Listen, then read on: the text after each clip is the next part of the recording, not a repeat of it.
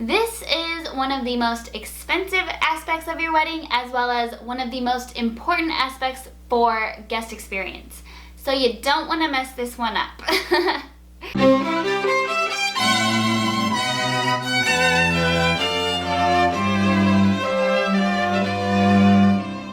Hey blushing brides, welcome back to my channel.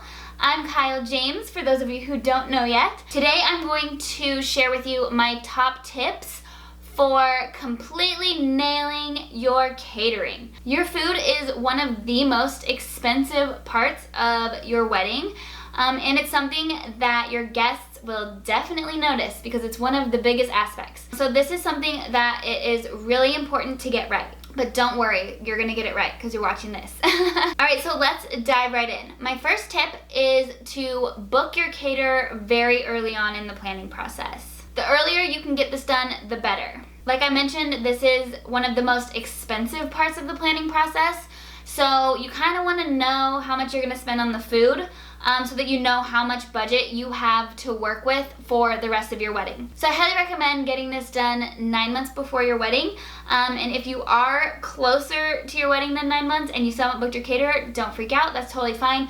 Just get it done as soon as possible. Tip number 2, you need to have your venue booked first. Don't do anything basically without booking your venue because that is when you lock in your date. And a lot of venues have specific caterers that they require you to work with. So be sure that you book your venue first and then go into working on getting your caterer booked. Tip number 3, and this one I stress in all of my videos all the time, be sure that you have your budget set before you do anything. Do not go shopping for a caterer until you know exactly how much you have to spend.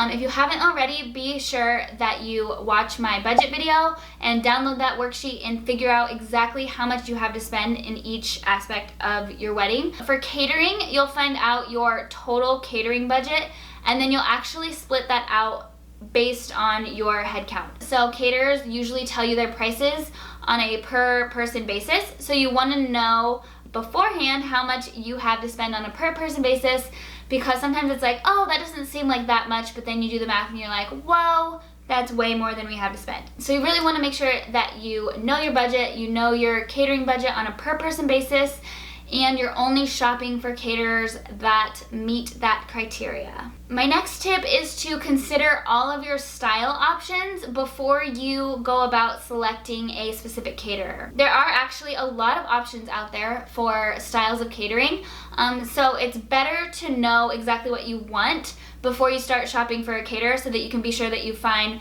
the one who's the best at that style. So a few of your catering options are your traditional wedding caterer, and they'll do like a seated plated dinner for you or maybe a buffet. Some caterers also offer stations. So that's kind of more your traditional route, and that is going to be the most expensive route as well.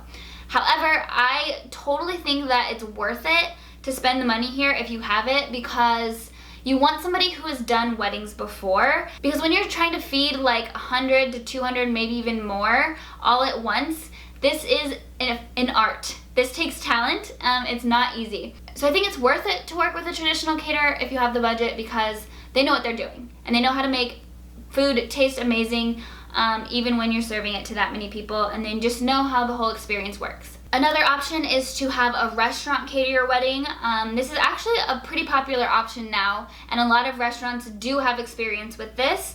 So if you have a favorite restaurant, you might opt for having them cater. Usually this will be a little bit less expensive than a traditional wedding caterer, but it's also fun because you kind of have more options for food types and you can get a little bit more creative than maybe you could with a traditional wedding caterer. I've actually done some barbecue restaurants for a couple of my weddings now.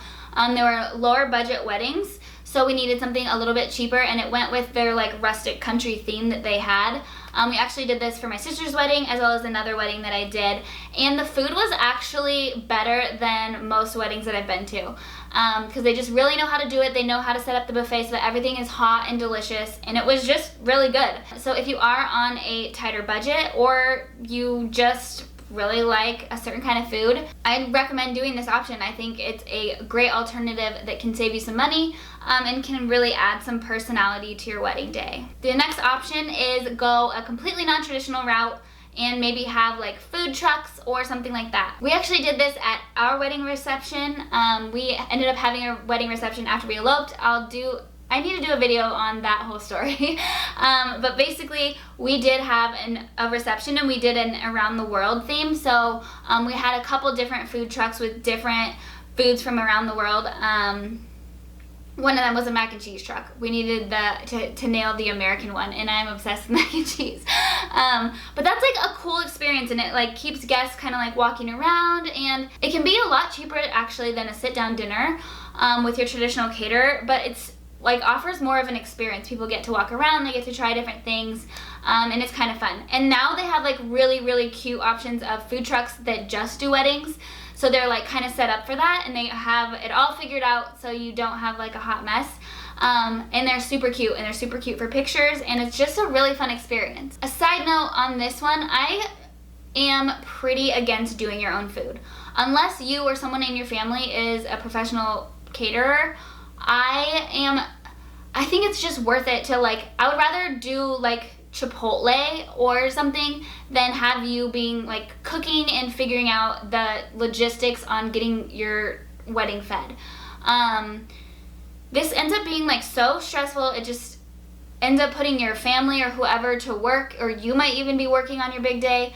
Like, I just think you want to sit back and relax and enjoy your wedding day meal so that you can like be present for your wedding. So I think it's worth it to spend the money to have somebody else do the food. Even if you don't have very much, do like Chipotle or something. Chipotle has great catering. They did not pay me to say that, but maybe they should. No, but seriously, I think that I would opt for doing something super cheap rather than doing food myself. In my experience, it's totally worth it to have a professional doing the food. All right, let's move on. My next tip is to try before you buy.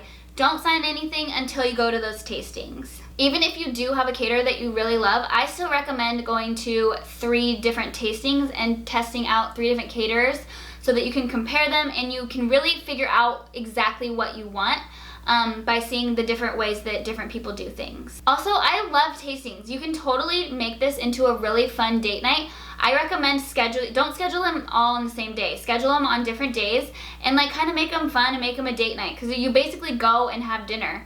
So you end up eating so much food. So you definitely don't want to have them all on the same day, because by the 3rd one you'll just be way too stuffed to even be interested in trying anything. So yeah, make this an experience, make it fun, make it a date night, and go and try out a few different options before you make your final decision. That being said, don't go to too many. Don't like go overboard on this, because then it will all start blending together and you won't know who said what or who offers what. I recommend just doing 3, but do all 3.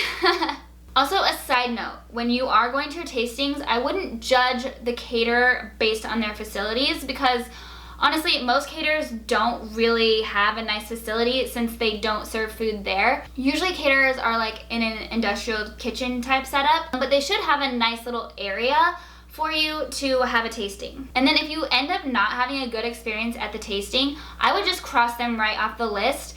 This is not something that you want to go wrong on your wedding day. And if they can't get a tasting right, then they probably aren't going to be that great on your wedding day either. I mean, I know stuff happens, and maybe if they really want a second chance, then they can just offer you another tasting. But for the most part, if they mess up during your tasting, then go ahead and cross them off. Also, if you are doing a restaurant, I still recommend going through the tasting process as well. Or if you're doing a food truck or whatever you're doing for food, be sure that you are trying it before you make your decision. Tip number 6 is to fully interview each caterer before you make your decision. So not only are you going to go and do a tasting, you need to be sure that you're asking them all the right questions so that you can be sure that they are right for your big day. The Unveiled Ultimate Wedding Planner has 8 pages of questions that you need to be asking your caterer. So if you haven't already, be sure you go grab your copy of that. I will link that below. But there's just so much that you need to know to make sure that the caterer is right for you. There's so many little things that go into this and little details. So you want to be sure that you're asking the questions and taking notes while you're having your tasting.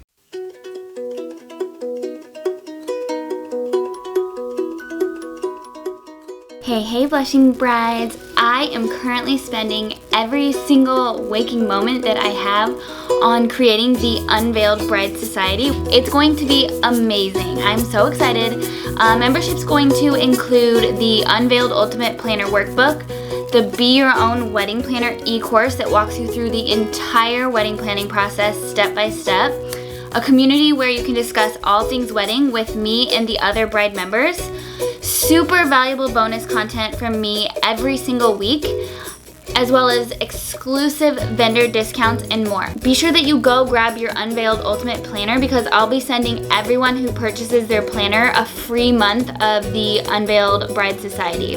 I am so excited for all of this. This is going to be so much fun and I can't wait to see all you girls there. Tip number 7 is to find a caterer who also does bar and manages your rentals. I feel, especially if you are planning your wedding without a wedding planner, I recommend trying to kind of get this all packaged together because they really need to be able to work together, and it's easier if you don't have to manage that process. So usually caterers have preferred companies that they work with if they don't offer bartending or rentals services. You definitely want your catering coordinator to be able to work closely with your rentals person because there's like certain kinds of forks you need and certain serving utensils you need and all that stuff. So they need to be able to work together. And so if you just work with the one that your caterer suggests, it might be easier because they've worked together in the past and you don't really have to manage all the back and forth on that. They just kind of know what to do. My next tip is to be very thorough in reading your contract before you sign. I have an entire video on contract checklists, and I also have a specific catering contract checklist in the Unveiled Ultimate Planner as well. You need to make sure that you know what you're signing before you sign that contract. Make sure that everything's there, everything's in writing that they offer you and that you've agreed upon, and be sure that you read the entire thing and that you ask questions if you don't understand anything. Like I said, catering is one of the most expensive parts of your wedding. You're spending a ton of money on this, so don't hesitate to ask questions and make sure that you get what you want, and you get what you want in writing. My next tip is to do the tasting, the contract checklist, and the questions to ask, even if your venue is providing the catering. Even if there is a caterer that you have to work with or one that you've already decided on, or even if you've already signed the contract, you want to make sure that you're asking them those questions and that you are doing your tasting and stuff so that you can feel good about the choices that you're making for your big day. You just want to make sure you have all of your bases covered and that you know what to expect so there's no surprises. My next tip, and this is another budget tip because that is so important because you are spending so much money here, is to be sure that you calculate your budget based on the most expensive menu option. So if you are having like a sit-down dinner where people are selecting their menu options, be sure that I would just calculate based on the filet. In my experience, most people end up picking the filet, and so when it comes in a little bit lower, then you'll actually feel good. But I wouldn't split your menu options like 1/3, 1/3, and 1/3 to try to figure out how much it's going to cost you in the end. Just calculate it based on the most expensive one so that you can be sure that you put enough budget aside and there's no surprises when all your guests decide to order the filet. And this can also help if you are, when you are doing your menu choice options, don't like pick a super expensive thing and be like, oh, most people probably won't order that. No, they probably will. So be sure that you're picking something that you know you can afford if everybody decides to order that option. My next wedding catering tip is a menu tip. Instead of trying to manage everyone's allergies and dietary preferences, like there's just so much out there today, I suggest having one dish that covers all the bases. So have something that is vegan, gluten-free, nut-free, dairy-free, all in one dish. So if somebody has one of those allergies, they can just have that one selection instead of trying to manage like, oh, so-and-so wants this, but they want it gluten-free, and so-and-so needs this, but they want it vegan or whatever. Just like get it all knocked out in one plate so that you don't have to try to manage a billion different requests. And caterers know that people do have dietary preferences, and so usually they do have really, really good vegan options nowadays. So when you're going to do your tasting, I would suggest asking to taste the vegan option as well. or the vegetarian option if you know that you don't have any vegan friends. If you're in San Diego, you have vegan friends. And you have friends with like super high maintenance dietary preferences. I know that because I have those friends and high maintenance preferences. But anyway, the easiest way to manage this is to just have one dish that checks off as many of those boxes as possible, so you're not having to manage a bunch of different menu options. And then my next tip is to discuss all of the logistics with your catering coordinator. There's actually a lot that goes into this, no matter what kind of catering you're gonna choose. So you want to make sure that you're covering all of your bases with your catering coordinator or your restaurant coordinator or whoever you're working with, so that you know what needs to be done. So for instance, if you are having a sit-down dinner, there's a specific way that you need to do the escort cards and the seating chart and everything so that your caterer knows who gets what. So be sure that you're discussing this with them so that you know exactly what you need to do and how you need to do it to make sure that everything flows smoothly on the wedding day. And also, you don't want to like get your super cute escort cards made and then have to go back and add meal selections on them.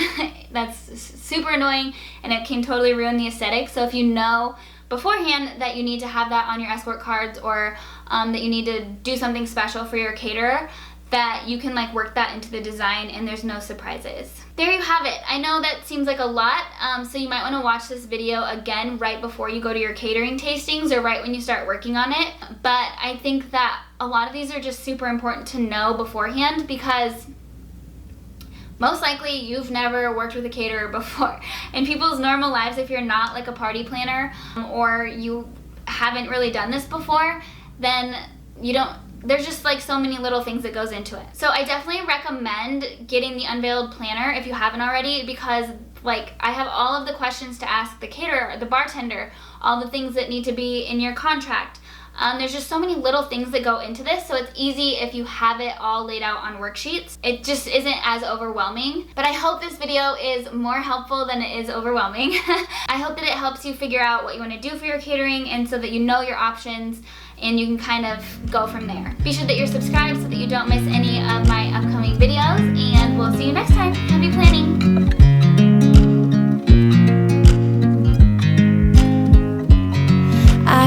You as you drive, do you know I'm looking? And I can't help but smile. Do you know how much I love you? You put my favorite song on, I put my feet up, and we just sing along. And I can't help but feeling